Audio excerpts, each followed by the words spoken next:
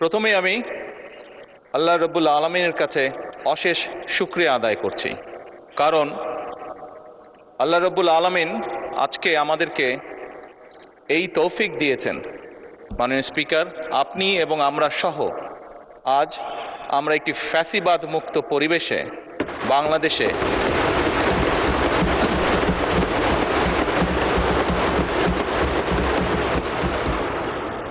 বাংলাদেশের মানুষের সমর্থনের ভিত্তিতে এই সংসদ অধিবেশনে বসেছি এবং আলহামদুলিল্লাহ আল্লাহর রহমতে প্রায় 1 মাস 25 দিন যাবৎ এই সংসদ পরিচালিত হয়েছে এবং দেশ এবং দেশের জনগণের স্বার্থে আমরা এখানে আলোচনা করেছি এবং গুরুত্বপূর্ণ সিদ্ধান্ত গ্রহণ করেছি।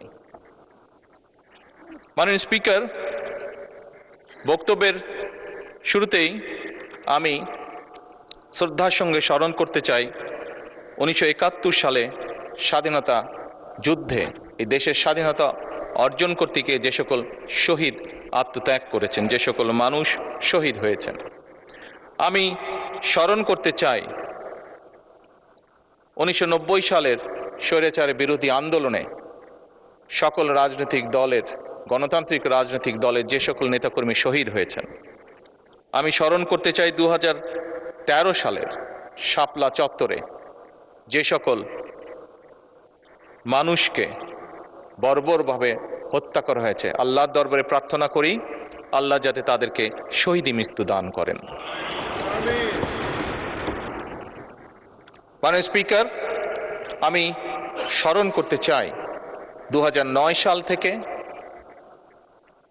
2024 সালের 5ই আগস্ট পর্যন্ত এই দেশের মানুষের কথা বলার অধিকার, রাজনৈতিক অধিকার, অর্থনৈতিক স্বাধীনতা অধিকার যেটা ছিনিয়ে নেওয়া হয়েছিল, সেই অধিকার পুনঃপ্রতিষ্ঠার জন্য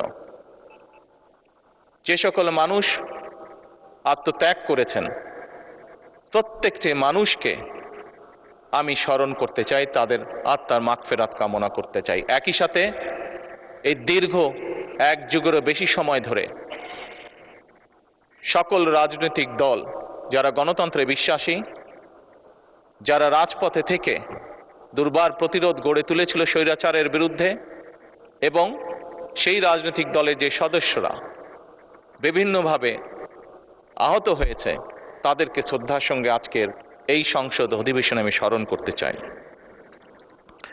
মাননীয় স্পিকার, আজকের এই সংসদ, মাননীয় সম্মানিত বিরোধী দলীয় নেতা সঠিকভাবেই বলেছেন যে আজকের এই সংসদের দিকে সমগ্র বাংলাদেশ তাকিয়ে আছে। এই সংসদের দিকে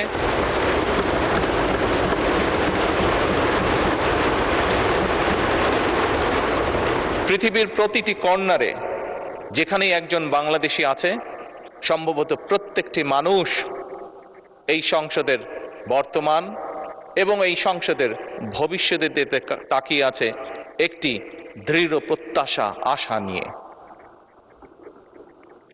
মাননীয় স্পিকার, আমরা প্রায় প্রতিটি সংসদ সদস্য বিভিন্ন সময় 1 মাস 25 দিন যে আমরা সংসদ অধিবেশন হয়েছে, এই সময়ের মধ্যে প্রায় বলা যায় প্রত্যেক সদস্যই তার বক্তব্যের শুরুতে বিভিন্ন পরিস্থিতির বিভিন্ন বক্তব্যে বিভিন্ন সময় বিভিন্ন শহীদদের আত্মার মাগফিরাত কামনা করেছেন, তাদের কথা উল্লেখ করেছেন।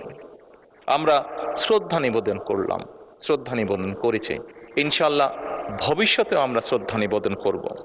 কিন্তু মাননীয় স্পিকার, শুধু কি শ্রদ্ধা নিবেদন করলেই শহীদদের প্রতি আমাদের কর্তব্য শেষ হয়ে যাবে? অবশ্যই নয়। মাননীয় স্পিকার, যে সকল মানুষ জীবন উৎসর্গ করেছেন, যে সকল মানুষ আহত হয়েছেন, পঙ্গুত্ব বরণ করেছেন, প্রত্যেকটি মানুষের একটি প্রত্যাশা বা একটি আকাঙ্ক্ষা ছিল এবং সেই প্রত্যাশা, সেই আকাঙ্ক্ষাকে সামনে রেখেই সেই মানুষটি সেদিন রাজপথে ঝাঁপিয়ে পড়েছিল এদেশের মানুষের রাজনৈতিক অধিকারকে প্রতিষ্ঠিত করার জন্য। মাননীয় স্পিকার, কি ছিল এই মানুষগুলোর প্রত্যাশা বা আকাঙ্ক্ষা? খুব সংক্ষেপে যদি বলতে হয়, এই মানুষগুলোর প্রত্যাশা ছিল, আকাঙ্ক্ষা ছিল এমন একটি বাংলাদেশ, যে বাংলাদেশের মানুষ মুক্তভাবে কথা বলতে পারবে, আরেকজনের ব্যক্তি স্বাধীনতার প্রতি সম্মান রেখে নিজের মতামতকে প্রকাশ করতে পারবে। এই মানুষগুলির প্রত্যাশা ছিল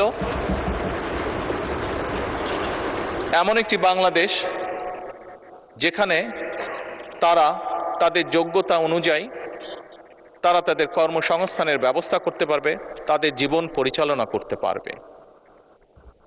এই রকম প্রত্যাশাগুলো ছিল।